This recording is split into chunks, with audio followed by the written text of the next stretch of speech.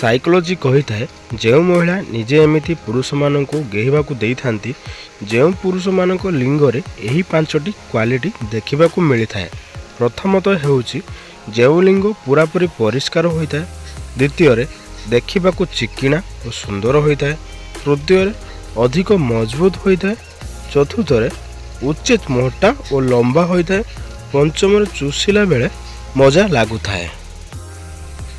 झील मैंने साधारणतः गिया खाऊवा समय निज बियार उपर जोर जोर करी हाथ मारी थांती कहीं।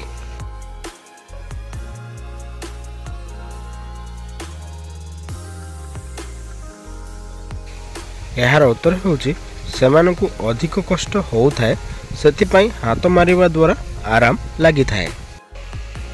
डेंगी महिला मानकु केउ पोजिशन ले गेहिबा द्वारा तांकु अधिक मजा आसी थाए।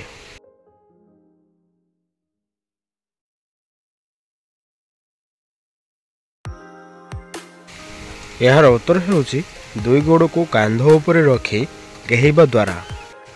साइकोलॉजी कही थाए कौन सी पड़ोसी भाउज माने आपण को ध्यान न दियंती तेबे प्रत्येक दिन तांको सहित मीठा मीठा कथा हेबे, ता सहित आपण को तांको बॉडी रे टिके टिके टच करबा को पड़िबो। तापरे कौन सी गोटे टाइम देखी सेमानकु उषुम क्षीर रे किसमिस मिसाई खुआई पारिले सेमानंको मन विचलित हबो गिया खाइबा पाई।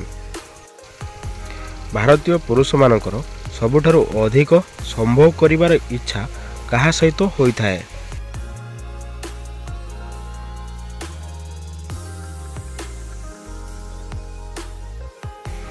यार उत्तर होउची निज भाउज मानक सहित। साइकोलॉजी कही थाए कौन स्त्री सहित भोकिला पेटर संभोग करने द्वारा पुरुषर पानी डेरी रे बाहरी थाए। केते वर्ष पर झील मानक शरीर रे क्षीर तैयारी हेबा आरंभ होता है। यार उत्तर होउची 18 वर्ष पर तैयारी होता है।